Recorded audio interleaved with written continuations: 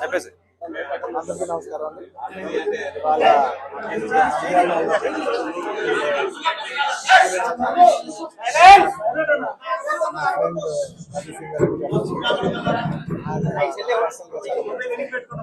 ఎన్నో ఆల్మోస్ట్ 13-14 సంవత్సరాలుగా ఆయన పాలిటిక్స్ లో రాకముందు నాకు వారానికి ఆల్మోస్ట్ వారానికి ఒకసారి లేదంటే 10 రోజులకు ఒకసారి 2 సార్లు కలిసేవారు. కానీ గత 5 ఏళ్ళుగా నాకు ఆల్మోస్ట్ నాకు 6 నెలలకు ఒకసారి కలుస్తాను. అక్కడ తెలిసి నాకు ఎంత కష్టపడతాను, నిజంగా ఎంత కష్టపడతాను మనిషి కోసం వచ్చి కూర్చోవాలని నేను చాలా లోపల నుంచి అనిపించి నేను వాళ్ళు వచ్చాను. అండ్ ఆయన లాస్ట్ టైం అందరికి తెలిసిందే, క్లోజ్గా ఫాలో అవ్వడం తెలుసు. లాస్ట్ టైం ఆయన ఫస్ట్ టైం పాలిటిక్స్లో వచ్చినప్పుడు నేను ఒక ట్వీట్ పెట్టాను, బెస్ట్ విషెస్ పంపిస్తూ.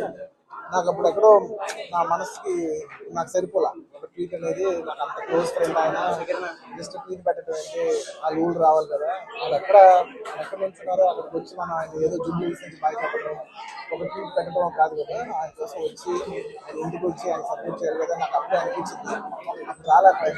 సో ఈసారి ఎలాగైనా మళ్ళీ కంటెస్ట్ చేస్తే రావాలనుకుంటున్నాను, వచ్చాను.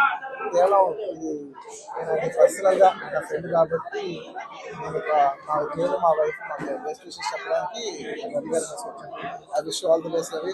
మీరు 5 ఏళ్ళు చాలా కష్టపడ్డారు అండ్ మీరు కష్టపడే విధానం నా మనసు బాగా నచ్చి మిమ్మల్ని ఎలాగైనా సపోర్ట్ చేయాలని వచ్చాను నేను.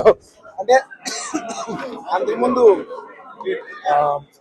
వారానికి ఆల్మోస్ట్ 10 రోజులు ఒకసారి కలిసే వాళ్ళం మనం. అలాంటిది మీరు 6 నెలలకు ఒకసారి కూడా కనపడలేదు.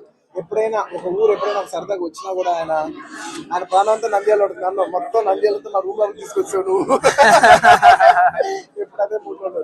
సో అంత కష్టపడే మనిషికి ఖచ్చితంగా విజయం సాధించాలని నేను మనస్ఫూర్తిగా కోరుకుంటూ ఆయనకి పొలిటికల్ కెరియర్లో ఎన్నెన్ని మెట్లునో అవన్నీ ఆయన అచీవ్ చేయాలని ఆయన అచీవ్ చేస్తే నేను చూసి పర్సనల్గా భరిస్తాను.